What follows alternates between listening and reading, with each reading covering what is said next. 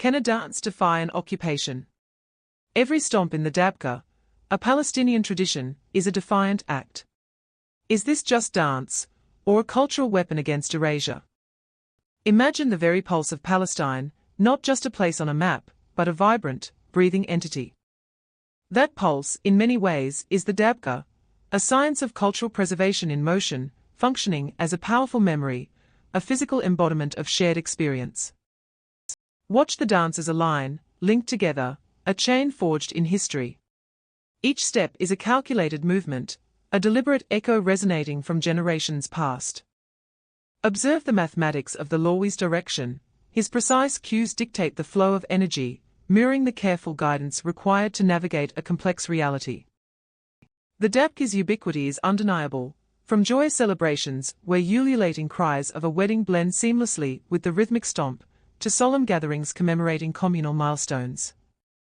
It is a constant variable within the equation of Palestinian life, always yielding a result of unity and Sumud, steadfast perseverance. But the dance itself is not monolithic, it is a diverse ecosystem. Al-Shamaliya, the northern Dabke, contrasts sharply with Al-Sharawiyya, the rural style, and Al-Darazi, each possessing its own distinct rhythmic signature, a unique dialect within the larger language of movement. These variations are not merely aesthetic, they are geographical markers, cultural fingerprints etched onto the very land.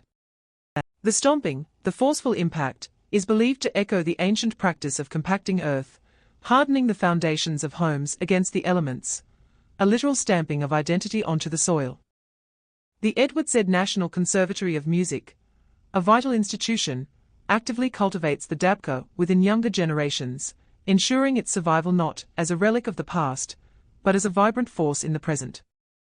In 2021, a Guinness World Record was reportedly broken, the largest Dabke line ever assembled, over 2,000 participants, a physical manifestation of collective identity on an unprecedented scale, a powerful testament to its enduring appeal. Even in the face of relentless pressures, troops like El Funoun Palestinian popular dance troupe defy limitations, carrying this pulse, this living archive, to international stages, presenting a counter-narrative, a defiant expression of cultural identity that transcends borders and challenges perceptions. The Dabke, therefore, becomes more than just a dance, it becomes a quantifiable measure of resilience, a living testament to the enduring spirit of a people. Historical evidence reveals that the Dabke's origins extend far beyond mere celebration, they are intrinsically woven into the very survival of the Palestinian people. The name itself, stemming from the Levantine Arabic word Dabke, meaning stamping of the feet, offers a subtle clue to its practical roots. Archaeological and anthropological studies suggest that ancient Canaanite fertility rituals, predecessors to the Dabke, were performed to implore the earth for plentiful harvests. These rituals, deeply embedded in the agricultural cycle, represented a heartfelt plea to the land. The rhythmic stomping, a defining element of the Dabke, echoes the age-old practice of treading down mud walls, a crucial step in preparing homes for plastering. This communal endeavor, often called al-Orneh, nurtured a spirit of collaboration, with the Dabke serving both as a practical tool for compacting the earth and a joyous celebration of shared achievement. Further examination reveals that the precise footwork mirrors the action of hardening the ground, whether for construction or, crucially, for planting seeds. Oral traditions suggest a link between the Dabke and the Phoenician dance, a sacred performance intended to ensure the land's fertility and bountiful yields. The mabaj, that resonant wooden mortar and pestle, frequently provides the rhythmic pulse of Dabke performances, a constant auditory reminder of agricultural and communal life. Even the dance's characteristic line formation, a potent symbol of unity and solidarity, reflects the collective spirit vital for agricultural success, and ultimately, the community's resilience in the face of an often harsh environment. Thus, the land remembers, its history etched into every step. But what happens when memory itself is targeted?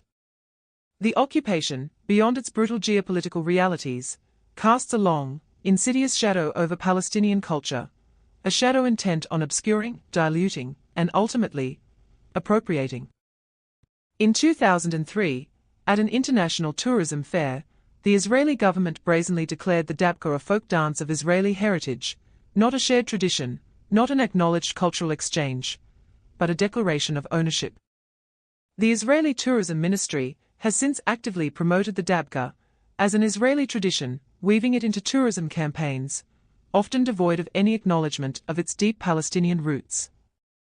The implications are chillingly clear: a systematic attempt to sever the dance from its origin, to claim it as its own. Israeli dance troupes have been documented performing the Dabke at international festivals, presented as an Israeli art form.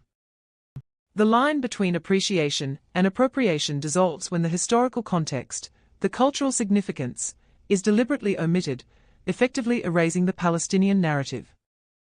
Dr. Nicholas Rowe's 2017 study at the University of Auckland meticulously documented this increasing appropriation of Palestinian cultural symbols, with the Dabke serving as a prime example. This is not merely a clash of artistic expression, it's a battle for cultural survival itself. The suppression extends beyond the symbolic. In the West Bank, the Israeli military has been documented disrupting Dabke performances and cultural gatherings, citing vague security concerns or permit violations. A dance, a celebration of heritage, becomes a perceived threat, a reason for intervention. The Popular Arts Center in Ramallah reports a significant decrease in funding for Palestinian Dabke troupes and cultural initiatives since the Second Intifada, resources needed to preserve, promote, and pass on this vital tradition dwindling, choked by circumstance. Even well-intentioned efforts can become fraught with complexity and unintended consequences. The documentary film Dancing in Jaffa, while aiming to promote reconciliation, faced criticism for allegedly downplaying the political context of the occupation and the ongoing issue of cultural appropriation. Without acknowledging the profound power imbalance, the act of sharing can inadvertently contribute to the very erasure it seeks to overcome. This is not simply about a dance. It's about control, control of the narrative, control of the cultural landscape, control of the very identity of a people. The Dabke, therefore, becomes more than a tradition, it becomes a battleground for remembrance and resilience. The Dabke becomes a flashpoint of cultural conflict. A 2020 Al Jazeera report chillingly details instances in East Jerusalem weddings, cultural celebrations, moments of profound joy, all abruptly shattered as Israeli police descend, deploying tear gas and deafening stun grenades, dispersing the dancers with brutal efficiency. This is not merely crowd control, it is a calculated and deliberate disruption of cultural transmission, a stifling of identity itself. In 2016, the Popular Arts Center in Birzeit dared to hold a Dabke workshop, only to have the military shut it down, citing the excuse of a lack of permits. Permits for expression. For tradition. The very act of seeking such permission implies a concession, a humiliating acknowledgement of authority over one's own ancestral cultural practices. The dance floor, then, becomes a contested and heavily policed space. In 2018, in Nabi Saleh, near Ramallah, a Dabke performance was documented by citizen journalists, the footage spreading rapidly across social media. What began as a vibrant and defiant display of cultural pride quickly escalated into a violent confrontation. Arrests followed, instruments confiscated, the tangible tools of cultural expression brutally silenced. A Palestinian Authority report catalogues at least 30 such instances in the West Bank alone, revealing this is not an isolated incident. Even attempts to share the Dabke internationally face a labyrinth of bureaucratic hurdles. In 2015, a Dabke troupe from the Balata refugee camp, invited to a festival in France, found themselves grounded, their exit permits denied. The dance, contained, unable to travel, unable to share its powerful story with the world. The documentary Dancing in Jaffa reveals the insidious complexities of teaching Dabke in a divided city, where the very act of bringing Jewish and Palestinian children together through dance becomes a source of friction, of resistance, a challenge to the imposed order. Even within the diaspora, the long shadow of the conflict looms, a constant reminder of the forces arrayed against them.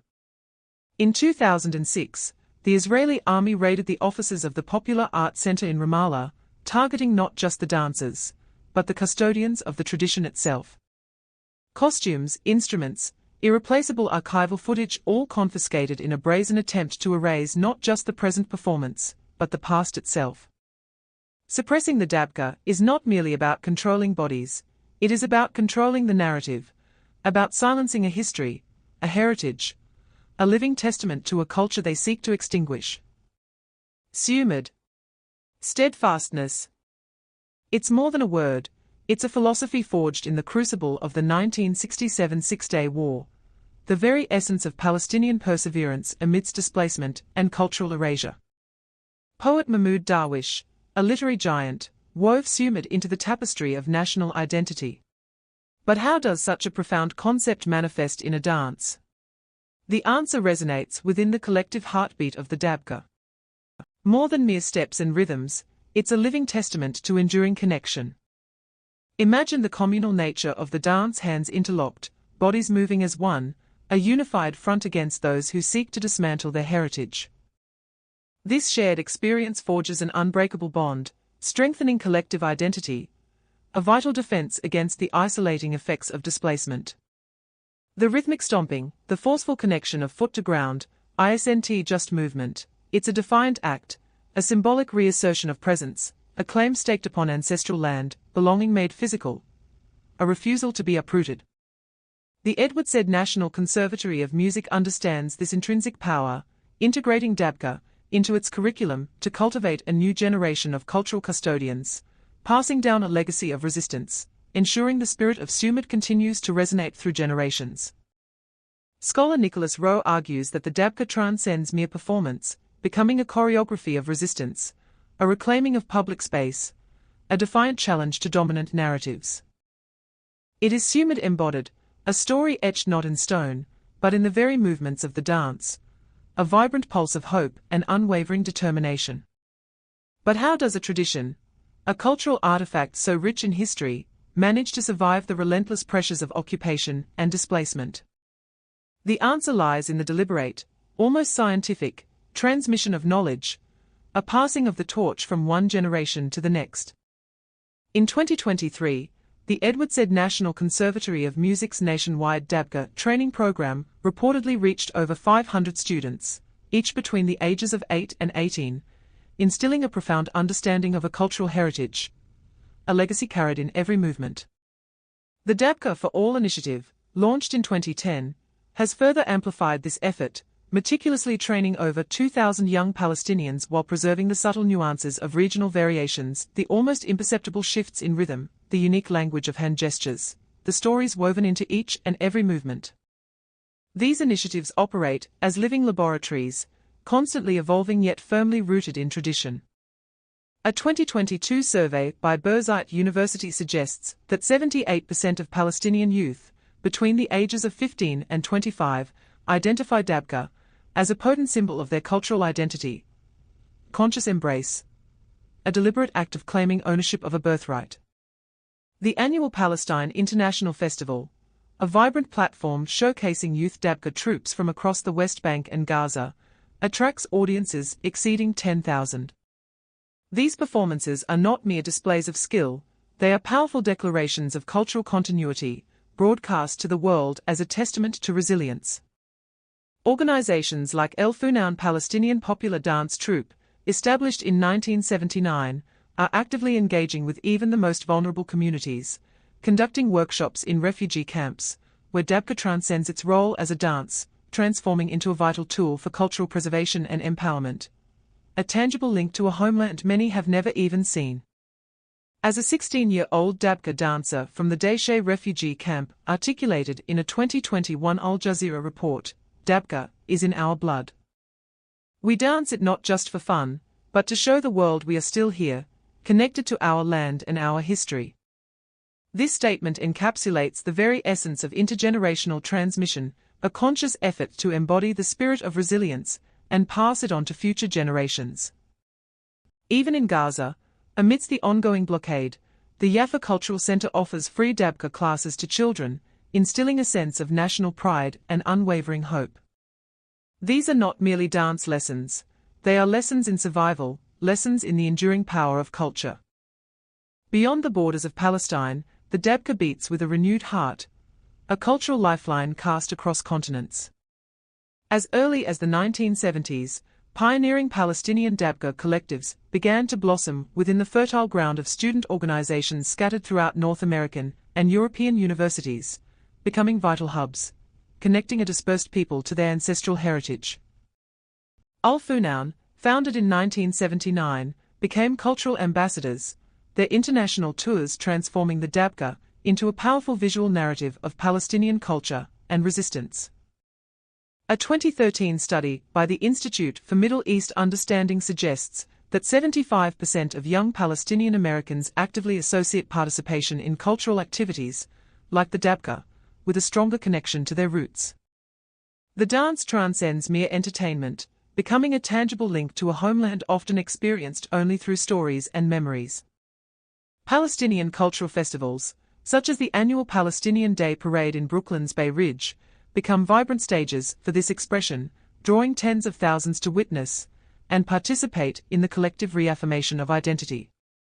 The diaspora has fostered an evolutionary adaptation, as some Dabke groups have organically blended traditional movements and music with influences absorbed from their new environments, birthing hybrid forms that reflect a syncretic identity, a testament to the dance's dynamism and its capacity to absorb and reflect the lived experiences of its practitioners.